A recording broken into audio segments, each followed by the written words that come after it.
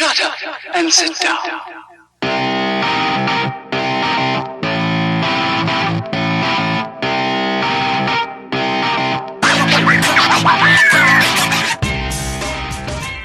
Welcome once again to the Shite Talk podcast show. I'm your host Mark Kearns, joined as always Ken Riley. What's the crack? How are you, Ken? Not too bad. Yeah, Survive. that's good. Do you know what? I normally do my kind of research just before the show goes out live. Yeah. And so that shows. and a lot of times it does actually show. One of the advantages, I guess, of doing the show, just doing the research just before you come on air, is it's fresh in your head. Yeah.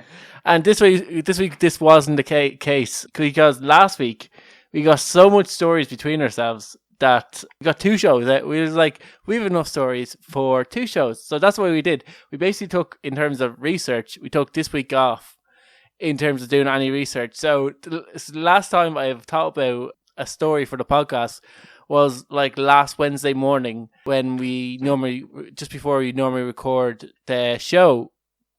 So I completely forgot about anything we were talking about leading up to the show. We'll see if this actually makes things better or worse. One of the things that I really wish I looked over my notes in the week and realized this was on our kind of running order for our show, is a thing that we talked about at the end of last week's show. Ken, can you remember what it was?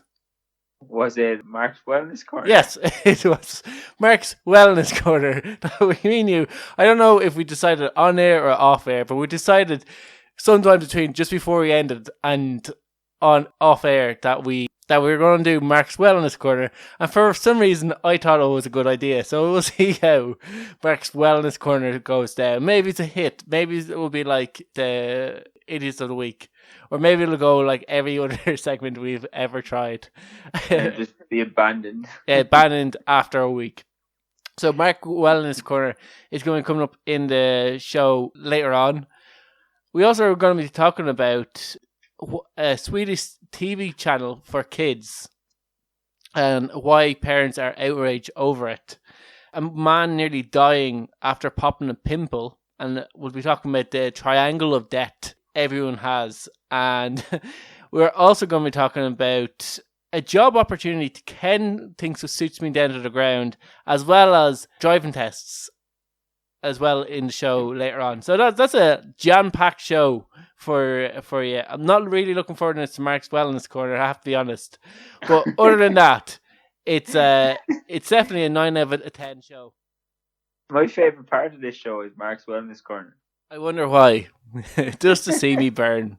One of the advantage of actually getting the shows last week is that we won't have to talk about the inauguration, or I had to scroll through feed after feed of inauguration stories.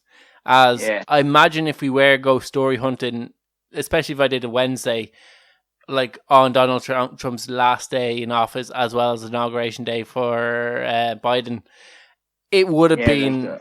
I actually forgot about that even last week. Yeah, that we dodged a bullet there, but we probably dodged also a few kind of unexpected heroes. Apparently, there was a guy who the internet lost their absolute shit over, and for a very odd reason. So, because of COVID-19, they have to wipe down the stand before everyone gives their speech and sings, because they can't have people touching the same objects in case they spread COVID-19, even though they're probably all tested for COVID before they get anywhere near that stand. And they didn't. You'd imagine so. Anyway. And they didn't you think the biggest area where they would watch would be the mic filters, and they would be changing the mic filters. They say the same. And your man had to get up in front of I guess all the cameras are on them. They didn't go to a break, so they just have this man. The pressure that guy is under just to wipe down a simple countertop. When not only the country's eyes are on you, but the world's eyes are on you watching.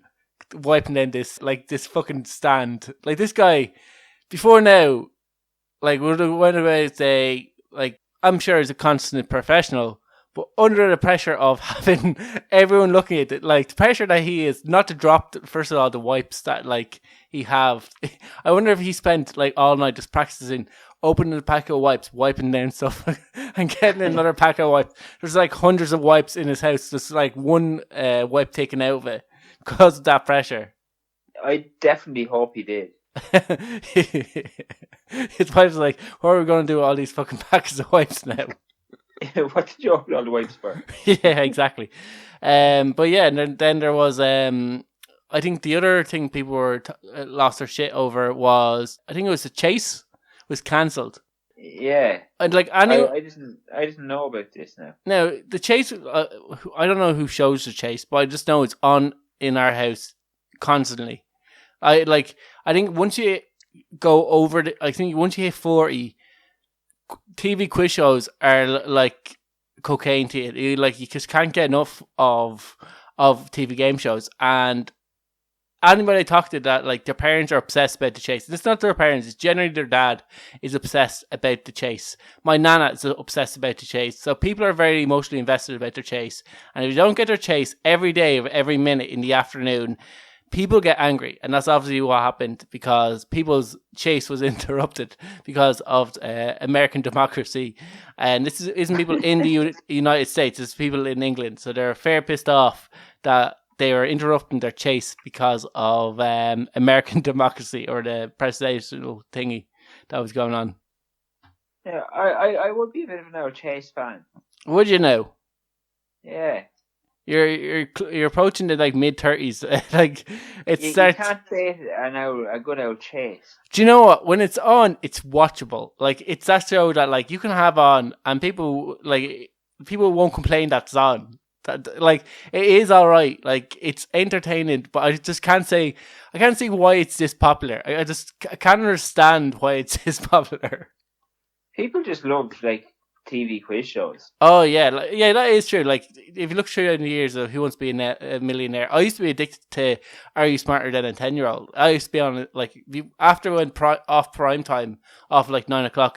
They used to re-show it at 9 a.m.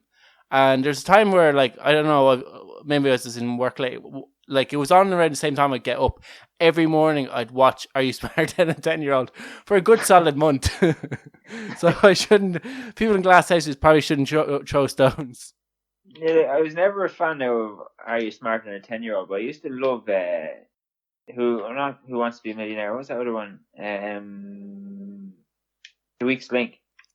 Oh yeah, actually I loved a bit of Weakest Link as well, yeah. Yeah, your one was just real, like, snappy. She's like real. She was a bit of a cunt, like. She was a complete and utter cunt. She naturally resting bitch face. Carol Vorderman, I think her name was. Yeah, she invented resting bitch face. Well, I shouldn't laugh. I have resting prick face or resting bitch face. So some people come up to me sometimes and go, "Are you all right?" And I'm like. I don't think that's to do with your face, Mark. I thought I'd said no. It's just like a cute resting bitch face, but a male equivalent of it. Yeah, I remember going to college with this girl, and God love her. Like she had this like she was a lovely girl and all that. She had this like she always looks like she was frowning a bit. She always looks like she was upset about something, and she said she's asked on a daily basis, "Oh, is everything all right?" Or, "Oh, what's wrong?" And you can't really get annoyed at people because they're showing concern for you, but like when it's happening every day, like it's just the way her face lies. She'd just naturally rest in bitch face. Yeah, so yeah, I don't know how we got to rest in bitch face. Got from the American election. However, we did, and we should probably get on with our show in that. Like, I haven't even looked over the notes at this stage, so here goes nothing. We might as well start with our first story that's on the sheet, and it's parents being outraged after a TV kids show, which is about a man with a very long penis getting. As it should be. Like, as people who grow up in Ireland, and generally, like, Irish people are afraid of their bodies. Like, it's like your body's a sin. It's what we're taught from a very young age, and it's just like it's in Irish psyche. It is slightly changing now, but still in the Irish psyche that we should be probably still ashamed of our bodies. Most of us are. most of us are, especially after lockdowns. Yeah, lockdown has not been friendly. Yeah, exactly. People are throwing out their mirrors left, right, and centre. There's not going to be a bathroom in Ireland with a mirror in it. People get getting changed in the dark. And but anyway, apparently, like the Danish don't have the same kind of psyche as the Irish, and they do kind of embrace sexuality and the idea of a naked body being a natural thing. I know it does sound disgusting to us Irish. Like, keep that to yourselves. Nothing natural about a body. There's nothing natural about a body. It's a ridiculous thought process to have now to cover it up. But even the open-minded Danish people were outraged after a TV cartoon came out about a man with a very long penis, and the show is basically about how he gets himself into and sometimes out of trouble because of his very long penis. It's just like a normal weekend, isn't it? Well, I guess for the Scandinavians, yes. Apparently, Denmark, I was like, Danish, what country does it represent? The Danish, Denmark, we'll edit this out, is a population of about 6 million. So they have a little bit more people than us. And this is a kind of like their version of RTE, but it's like RTE Junior, basically, for Irish people. And the cartoons, in case people want to look this up, is called John Dillerman. And John what? John Dillermand. Dillermand. And it premiered on the Junior kind of network. And like I said, it's basically about a guy with a really, really long dick and details how he gets himself in and out of trouble. The out of trouble, it's really curious. Which would make me kind of I just want to check this show out. Just to see how he gets out of trouble. Yeah. What exactly? How does he use it? I guess, for kids friendly network, get himself out of trouble with his really long penis again. How would you not know that? The answer. Yeah. Well, I have an idea how he might get himself out of trouble with a really long penis. I'm just curious if that's child friendly again. Of course it's child friendly. Wouldn't be on a kids network otherwise, would it? Well, when sex isn't a sin, I guess you can have that on a child's network. So to give you kind of a flavour of what this Dillerman show is about, in one episode he uses his dick as a dog leash. As you do. While another one shows him using his snake-like penis, he gets himself into trouble in a zoo. In a zoo. So I don't know. I think we have to make up our own minds what he does in the zoo to get himself into trouble with snake-like penis. Yeah, that's. But I thought, even if you're open-minded, showing your penis off to kids probably should get you arrested. Or getting into trouble with your penis in a zoo. Yeah, exactly. Yeah, exactly. So that's just the flavour of kind of the show itself. I couldn't imagine something equivalent being on, even allowed to get anywhere near RTE. No, RTE are fierce dry shites. Well, RTE are very much still don't piss off the church. They still haven't got out of the mindset. Let's not piss off the church. Yeah, dry shites. Yeah, so the Danish apparently reacted to this new TV show with a mixture of praise and horror, which are two emotions that don't normally go together. Yeah, they're two very different feelings. Yeah, but basically the network hasn't backed down about this show. This show is going to continue to go out, so they're not pulling it off the air just because there's a little bit of outrage. Instead, they defended their reasoning, saying it kind of invites kids to ask questions about their bodies. I don't know what kind of questions they expect kids to ask about their bodies after watching this Dillerman show. Is it okay to use your dick as a dog leash? No. Yeah. Should you try? Probably not. Is it okay to get your dick out in a zoo? No. That's probably a bit too far. Yeah. Like, what kind of questions do you expect from the show? Like, I wouldn't like to think of myself as a prude. I kind of think of myself as being open-minded. I'm kind of the idea, like, we shouldn't teach kids that our bodies are sins. But even for me, this show is maybe a little bit much. Like, what age group is it aimed at? Kids, like it would be like Nickelodeon, Cartoon Network. So like proper little kids or like teenagers? Proper little kids, like it'd be like RTE Junior. Yeah, that's a bit weird. Then. It'd be like equivalent would be like Postman Pa. If Postman Pa had a really long penis and got himself in and out of trouble, instead of like Salem the cat, he just had his penis. Maybe his penis could be called Salem. He names his penis. Or the ladies of the town name themselves Salem. Poor old Postman Pat. Oh, yeah. Yeah, so we had Pinocchio, whose nose grew. They have John Dillermand, which some other part of his body grows. Quite a lot, apparently. Snake-like. Yeah, so this is not the first time that they've gotten themselves into trouble over this. And they used to have a live audience children program which showed people undress in front of children. So they would have grown adults strip off in front of like 5-year-olds and 9-year-olds. That's weird. Yeah, yeah, so basically, they just basically stripped down to the nip in front of these kids, and just to show them what a naked body looks like. Yeah, that's strange. Imagine kids. I wonder if kids have to ask questions about it, like, oh, why do your boobs hang down so low, or like, what's up with your face? Why is there so much hair around there? Or how come that guy doesn't have hair around there? What's going on here? Yeah. How come girls don't have any hair? Well, she has a lot of hair there. You know, these kind of questions. Like, yeah. They're the kind of questions that you need answered.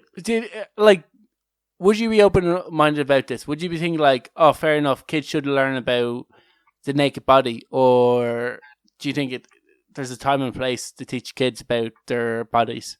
Well, it depends on it depends on the age of the kids. Let's say 5 to 9. Like, obviously, you start teaching kids that kind of stuff, but how much you teach them depends on how old they are. Yeah, like I think it's a bit much to have like grown adults stripped down to their nip. Yeah, having grown adults like naked in front of kids is never a good idea. It's like, I know there's situations like swimming pools where your kids are going to be around naked people. Like, there are going to be things. And I know, like, I remember when I was like in Iceland and we were going to,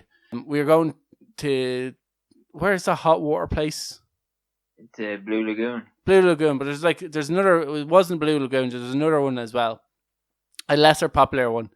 And like, you could definitely spot the Irish guy, like, with his towel around him while he's getting changed. Where everybody else was just like, they were more comfortable being naked in around other people. Where Irish people, they're very much of wrap a towel around you. I can't have anyone see my genitals. Yeah. Whereas it kind of struck me as, oh, this is extremely odd that like Irish people are this like private about the private parts, and maybe it is just like I said, we're taught from a very young age our body's a sin, and maybe we should be. I still couldn't say like I think we should have our kids exposed to like a TV show where we bring them to like a TV studio and sit them down and let them look at like naked adults get undressed or clothed adults get undressed. Yeah, like, I don't think it's ever going to get to that point. Oh God, no! Like when. Okay, I'd imagine we're more open-minded than some, let's say, older Irish people would be. So when you have like quote-unquote open-minded Irish people say, "Oh no, we couldn't be having that now." Like 100%, you're not going to get. This is definitely not going to pass in Ireland anytime soon. But like, I guess like I do think our culture should try to change. I just don't think a TV show with a live audience of children watching adults get naked is like imagine the people on RT. So you have like a mix of Ryan Tuberty, who's the female presenter that you know in RT? Claire Byrne. If Claire Byrne, Ryan Tuberty, who else would there be other than like presenters? But like, would you really want a radio presenter getting undressed? No one wants to see that. Not even their wives. Yeah, like. Yeah, but yeah, you just be having like mid-50s people like get undressed in front of kids. Ray Darcy. Ray Darcy. No, kids. I'm gonna show you what my underneath my pants looks like. So that's I don't think he talks like that. I don't think he talks like that either. But yeah, I don't think it would be a success. I'd love to see just the outrage of like, why did you think this was a good idea? And RTE being like sued by so many parents. But yeah, so I don't like fair play to the Danish. Like they're definitely more open minded than the Irish. We'll see how that bodes well for them in the future. Maybe it leads to like, I don't know, acceptance against people's bodies. Like I don't know. It's not going to lead anywhere good. Well, that's what we're led to believe. Anyway, we should move on. And this was like a kind of a surprising story. Were you ever told never to pick a spot? No. Like I remember my sister, who like studies like beauty therapy. So she would have learned about skin and like kind of spots and stuff like that, and why you get spots and why you shouldn't pick. So I remember hearing off her why you shouldn't, but I never really thought it was that bad. I thought it would just make you get more spots. But like I never thought it could lead to you nearly dying. And this is what happened to a man in China who popped a pimple on his upper lip, and it triggered like basically a triangle of death that led him needing cardiac care and pretty much immediately after popping this pimple. Like that's a bit weird. Yeah, that just seems made up. It does seem made up. It just seems like somehow like a science fiction story. And I did very little research, so possibly could be, Ken. But let's take this as fact, and let's take this as well researched fact about that I went into. Basically, like I said, it triggered a triangle death, which resulted in him being diagnosed with double pneumonia, which basically means both of his lungs shut down. Vicious. Yeah, like it's what happened was once he popped it, he said he felt immediately unwell, and he started suffering from a swollen mouth. Like after immediately popping it, and he started to get a temperature, so he rang the hospital, and they told him to come in straight away. So by the time he got to the hospital, he needed urgent care. He started to lose like his use of his lungs. He barely breathe. And basically what there is this triangle between your nose and your mouth, where because of veins, popping pimples are very, very dangerous around that kind of triangle area. And it can lead to basically a mouth infection, which then will spread quickly down to your lungs, lead to lung failure. And this is basically what happened to your man. That's vicious. Yeah, like, and this basically happened within a matter of a few hours. So Dr. Zhu, this is ZHU, warned people against popping pimples or so-called pimples around the triangle of death, especially with your hands. Like, imagine like popping a spot and then be like, "Oh shit, now I'm dead." Yeah, he said the first thing to avoid is don't squeeze it. Squeeze it. If you do pop it, like maybe just jab it with something. I think might be slightly better. And avoid any contact with your hands. So, like, if you are doing it, use like gloves or something sterile. That's just mental. Like, I suppose our whole lives are kind of revolving around gloves and hand washing and shit now. Yeah. But basically, yeah. Like, I guess I've definitely had spots on my mouth and popped them, and I didn't end up like in the morgue.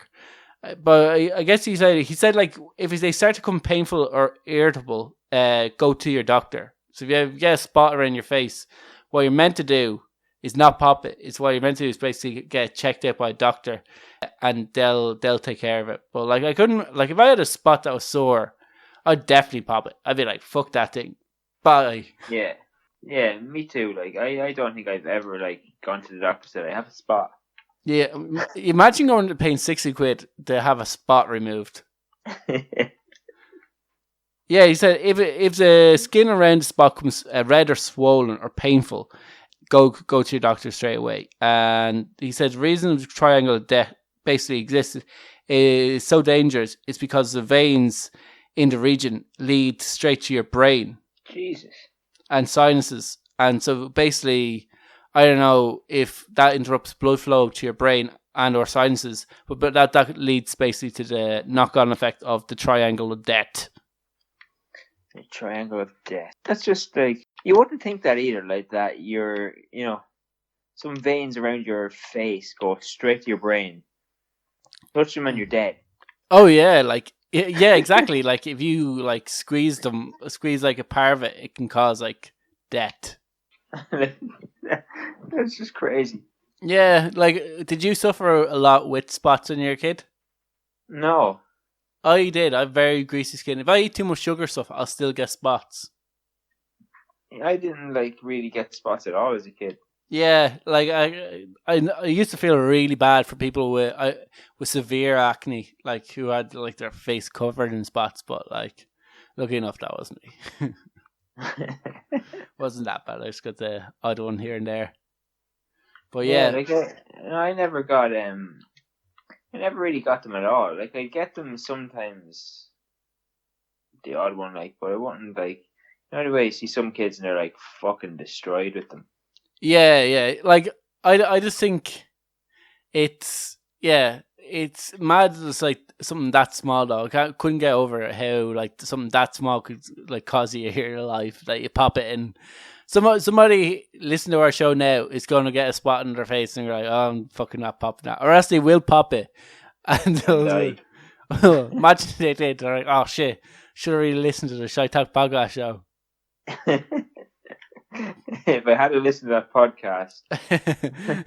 That one that seemed 100% untrustworthy and definitely ridiculous. I would have been okay though. And you have a story about a job that might suit me that could pay €4,000 a month. Yeah, like, so we previously spoke about your love of vegan food. Yeah. So there's this company, Vibrant Vegan. Yeah, another pretentious name. They're so like sure that they're kill-free fucking products. Yeah, they're so sure that their products are like so tasty that they're willing to offer like what are they looking for? They're looking for the world's biggest meat lover. All right. The job title is called Vegan Curious Coordinator. Vegan Curious. Yeah. Kind of like Bad Curious, but just with like vegetables. So the job is for 3 months. Yeah. And you have to, as part of the interview process, you have to provide like a kind of a food diary and prove that you eat meat like with every meal and stuff. And it pays £4,167 a month. But at the end, this is where it suits you, Mark. So at the end of your 3 months, if you like the food, you can extend the contract for the rest of 2021.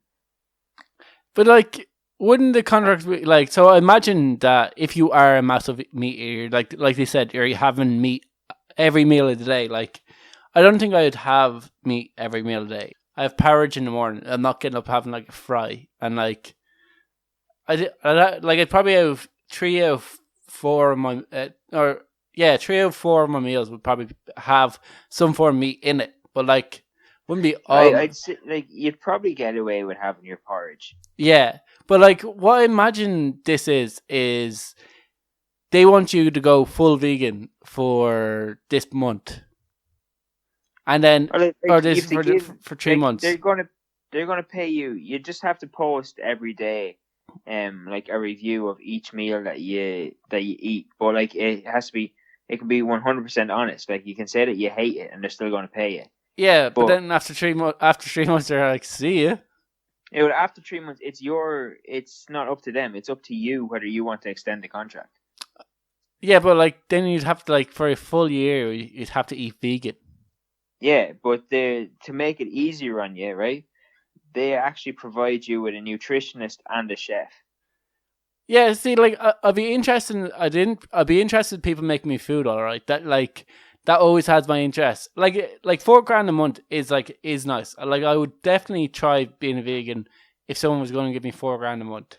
Like that's a substantial amount of money that I'd be like, okay, I'll give it a try.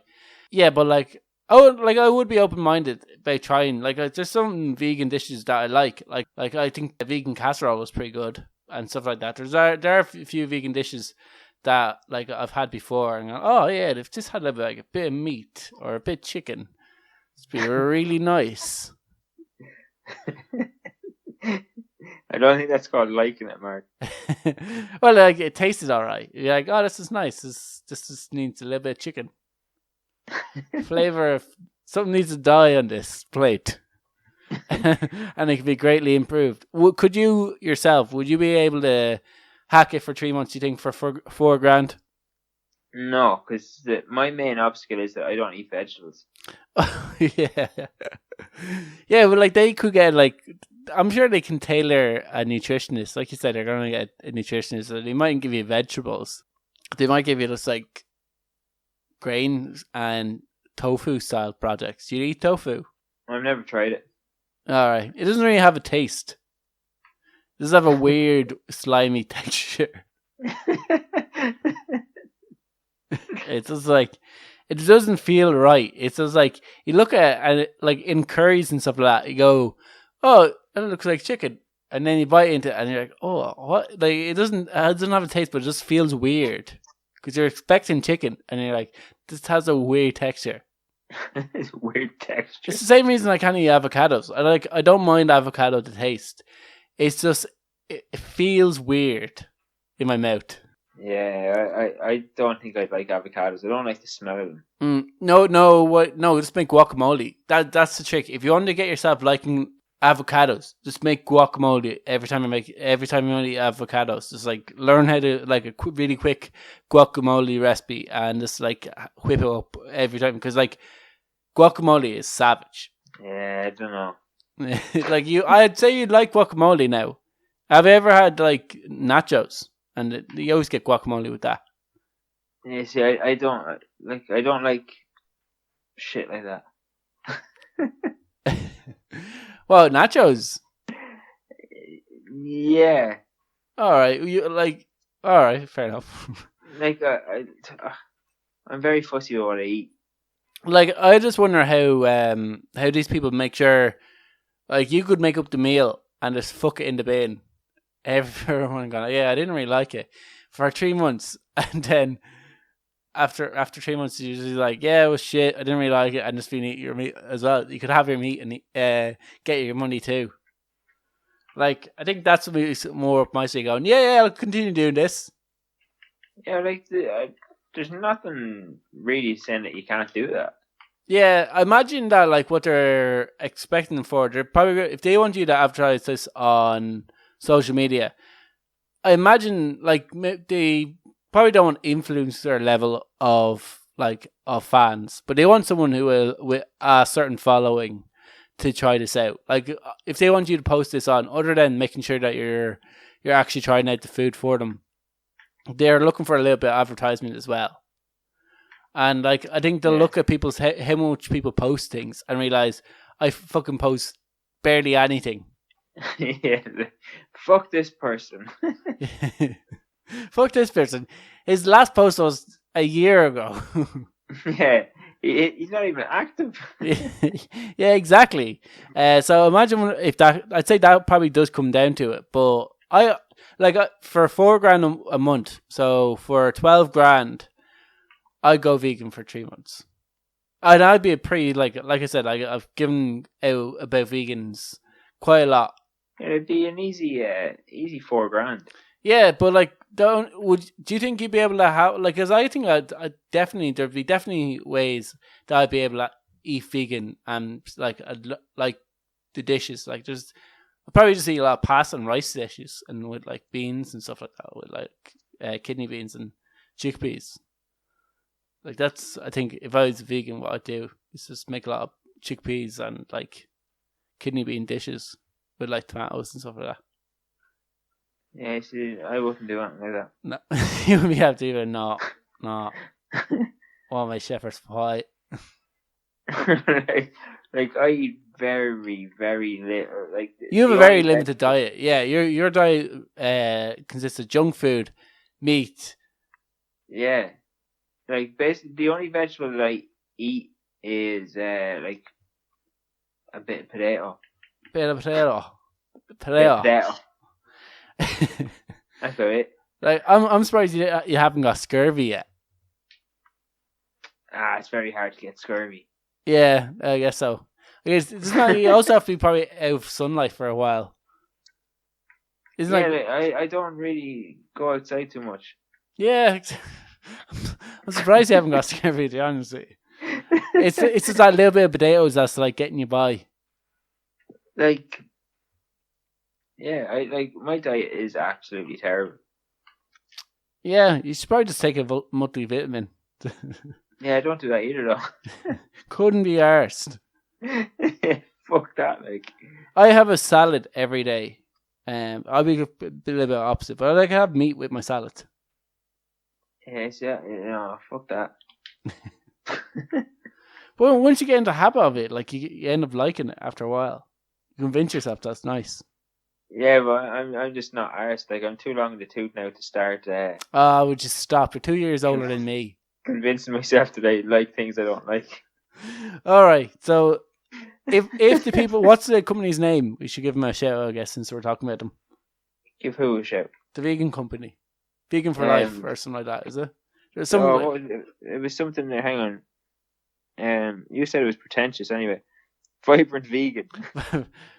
Vibrating vegans, if they're listening, you have one of the Shite Talk people on board that would be willing to get $4,000 a month. So if you're listening, and I'll pay you $4,000 if you can convince me to do it. Yeah. So basically, you get one of those $4,000 back. So if you're listening, Vibrating Vegans out there, hit us up, shitetalkpodcast@gmail.com. You could have a willing participant who definitely do it. $4,000 a month, I'd definitely do it. I'm sure a lot of our listeners would as well. But we must move on to driving tests. Ken, can you remember when you passed your driving test? Ish. Yeah. How long ago was it? Well, my 32. It's about. I don't know. It's like fucking maybe 14, 15 years ago. 15 years. Yeah, I remember I passed my learner's permit. This is what you have to sit before you do your driving test. On the same day, Barack Obama was getting inaugurated. Let's bring it back to the inauguration. Jesus, Mark, that's not that long ago. That's a while ago, Ken. That's not that long ago. That's like... Yeah, maybe... do the maths. Yeah, you're old. Basically, that's 12 years. Yeah, 12 years ago. That's not that long ago. Yeah, and then 2 years later, I passed my driving test. How many attempts were you a first goer? No, 2. 2 attempts. Yeah, I was 3. First time I didn't pass it because the tester was a cunt. All testers are cunts. Like it takes a cunt to bring it. I was like, be honest, first time I deserved to fail. I was so nervous. I put so much pressure on myself to actually pass this driving test because my cousin and my two sisters had passed theirs first time. So there's a lot of people leaving up your driving test. They're going, oh yeah, Claire got it before you, and Claire got it first time, and Emma got it first time. So look, pressure's on you. And my friend had just sat his driving test, and he got it first time. And we would be really good friends, but that we'd be really competitive, like secretly competitive with each other. Like, you both wouldn't admit that you're competitive with each other, but he's fucking, like, you wouldn't want him passing your test. Because I remember Permit, and I was like, oh, how many questions did you get wrong in the test? And I think he got, like, 2 more wrong than me, and I was just so delighted. I was like, yes. I was secretly delighted. So, like, oh, I only got 1 wrong. And I walked off. My driving test, I failed my driving test for the reason that she wrote down was I was in the wrong lane of the roundabout, but it was a single lane roundabout.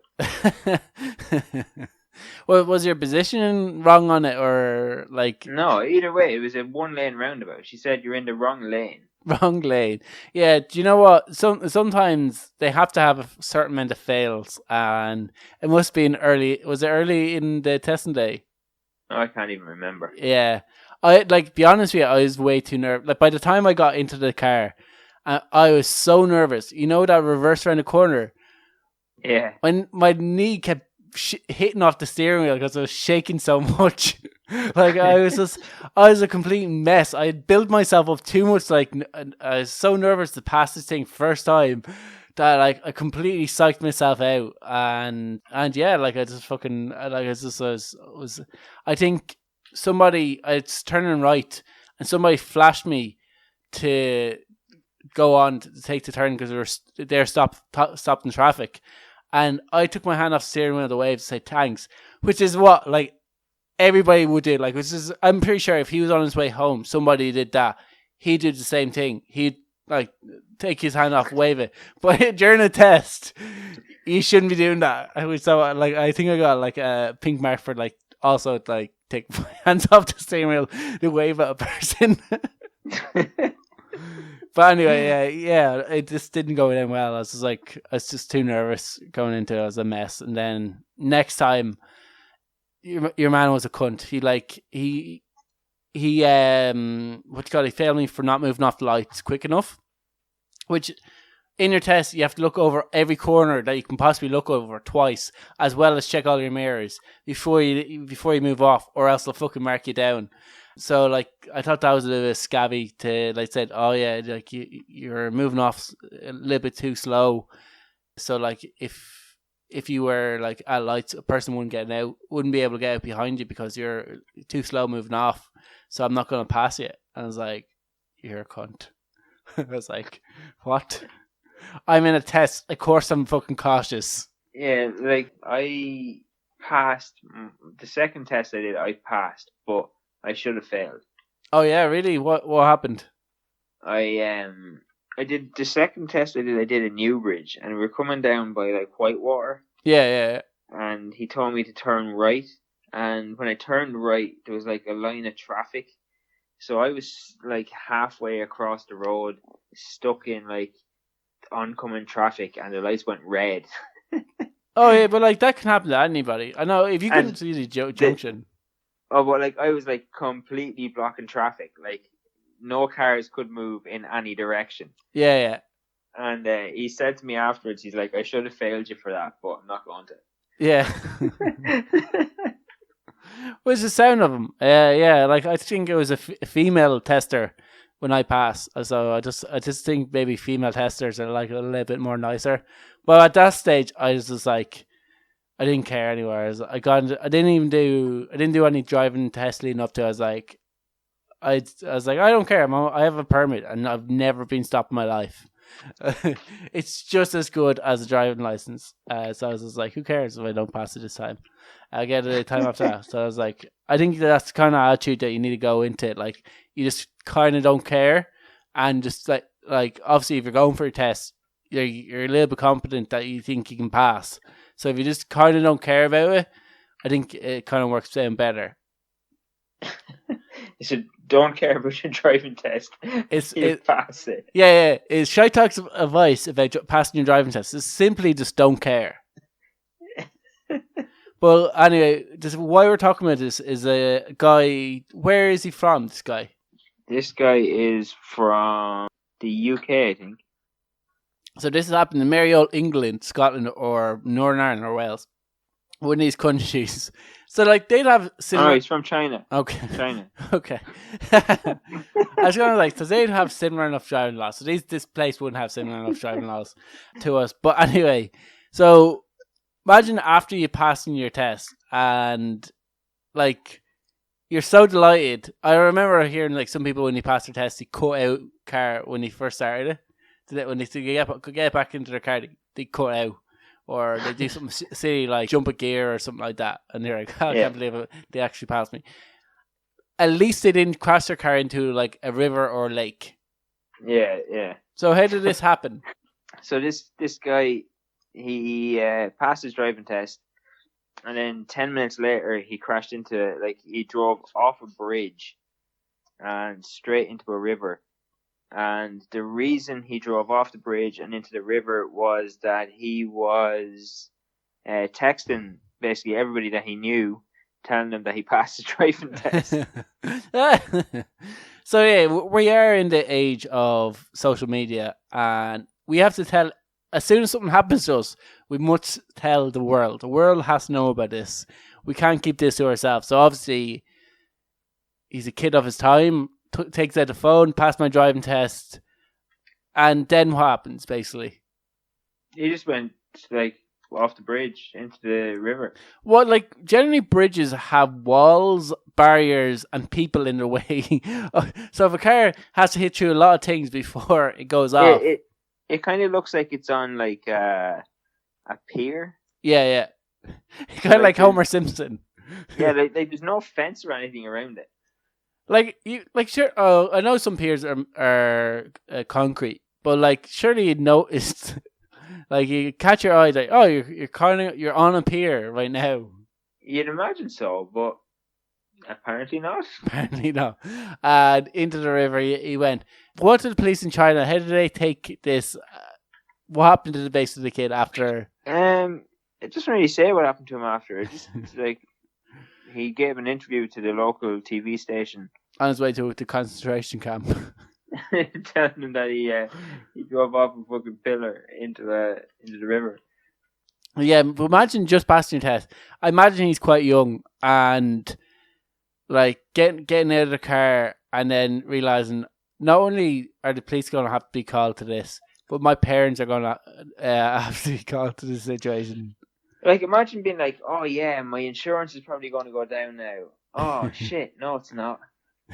No, I'm going to lose my license because I was on the phone while driving. Yeah, what kind of car was it? Was it because young people might share cars with their parents? I know, it just looks like a white saloon. Yeah, I imagine it was your ma's car. It probably is like his parents' car. Well, at least they're insured.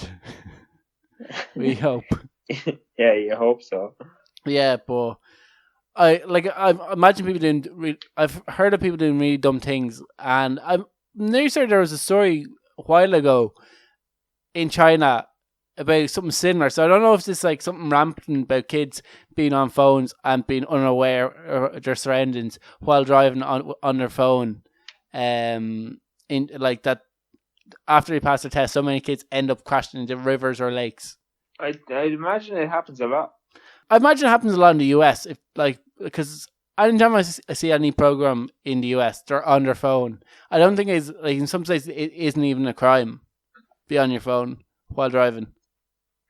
I seen a video before of a policeman that crashed into a cyclist because he was on his phone. Oh, really? Yeah, like the cop was on his phone and crashed into the cyclist. Yeah, so like I wonder if did he try to like make it look like it was the cyclist's fault? Like, hey, you're cycling quite dangerously there. Like that could cost you your life if you weren't paying more attention. Did he like try to reverse roll it, or was he like, oh shit, sorry about The cyclist had a GoPro on his helmet, and the cop was like, "Oh shit!" And then the cop had to report it because I know it's report whenever a cop car crashes. Yeah. So he was kind of like, "Oh shit!" And your man was like, "What the fuck?" Yeah. I'm just trying to prolong this conversation so we don't have to go into our next segment. Is the next segment not the best one? Well, to you, it might be, but I'm kind of just shitting myself, really. Because last week I thought it was a great idea to do Mark's Wellness Corner. Why? I can't even remember. No preparation into it whatsoever. Zero preparation. So here goes nothing. Here's a possible new segment to the Shite Talk podcast show called Mark's Wellness Corner. We'll kind of need some mood music. So, Hey Google, play some royalty-free, soothing music. Okay, check out this royalty-free calm music station on YouTube Music. Sit down. Close your eyes. Drop whatever's in your hand, unless it's a child. This is Mark's Wellness Corner. Breathe like you've never breathed before. All those worries, well, they're going to be there tomorrow. And the next day. If anything, they're going to get worse. You're supposed to be helping people. But right now, you don't give a fuck. Because you're listening to Mark's Wellness Corner. That'll be €50. Donations to markwellnesscorner.org. I'll be writing a book. If you felt relaxed, feel free to send more money. Maybe €60. I also have a seminar where we'll be going through wellness, enlightenment, and anything else that makes me sound like I have no weight. Breathe out. Breathe in and hold it until your eyes start to water. Feel the tears roll down your face. As your child looks at you and asks, "Why did you drop me? Why am I in this family?" And realize the next 18 years are going to be hell. But right now, it's Mark's Wellness Corner. Google, turn off music. Hey Google, turn off that crap. Sorry, I didn't understand. Fair enough. Hey Google, turn off the fucking music. Playing some music on YouTube Music. Ah! I had to kill him. So that's Mark's Wellness Corner. What do you think of it? Donate. Needs work. Yes. Great work, Mark's Wellness Corner. It needs some serious work. Hey, it was off the cuff of I felt relaxed. I felt confused. I felt something. I felt something, which is better than nothing, and slightly better than anger. It could have been anger. Could have been anger. I'm not quite sure what I felt. But yeah, that's all wellness is. It's basically like people saying nonsense like, close your eyes, breathe in, breathe out. Let go of everything. I think the seminar might be for episode 204. 204, a live seminar in front of all our listeners. Mark's Wellness Seminar. Yeah. So, yeah, but like, I just can't believe people make actual money off wellness. Like, a concept of, like, I'm just going to teach you to let go of all your worries. And their advice is, close your eyes, breathe, open your eyes. Okay, give me money. That is wellness in a nutshell. It's like, breathe, let go of your worries. Don't hold on to them. Breathe again. Keep breathing. Don't stop breathing. Don't drop your kid on the ground. 'Cause that's I not don't cool. think anybody ever says don't drop your kid. But they say let go of all your worries. So I just said, just let go of everything. Unless there's a kid in your hands. Hold on to that. That's how I changed it. Not having any That's how fucking... you roll. Yeah. I cover my ass. What other nonsense should we cover next week? We should tackle an industry each week leading up to 204. Tackle a new What industry. What about Ken's psychic channel, where you pick a listener and you basically predict their fortune? That wouldn't end well. What about Dara? We get you do a psychic reading on. I can do a psychic reading for Dara right now. Not next week. We're running out of time. Next week we're gonna have our lawyer Dara. We're gonna do a psychic reading for him. I wonder if we should ring Dara.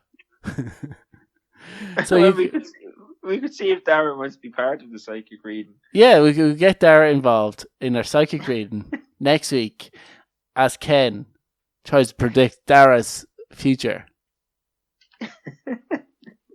All basically is, because I've talked to psychic, they just get hunches. So just look for a hunch. Look into the phone at Dara. And just get a hunch. And whatever that hunch is. I already know what his future holds. What? A baby. Well, other than a baby. Like, you could try to predict the sex of the baby's name. That's easy too, I know that one. You could predict the baby's name. That's a bit tougher.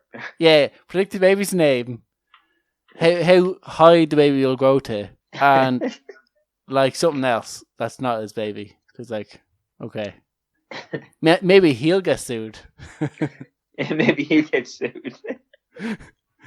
We'll have to find out. Ken's Psychic Corner next week on the Shite Talk Podcast show. Anyway, that'll be us for this week.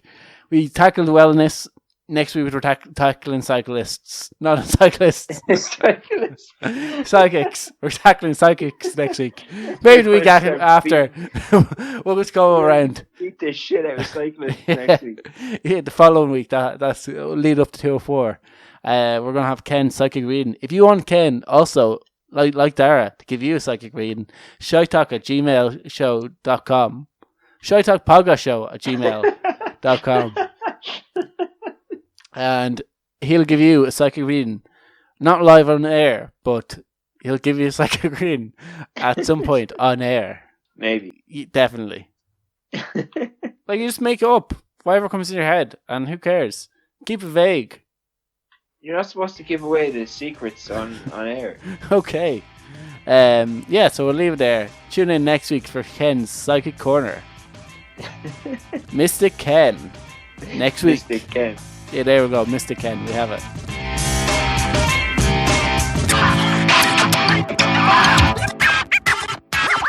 Shut up and sit down.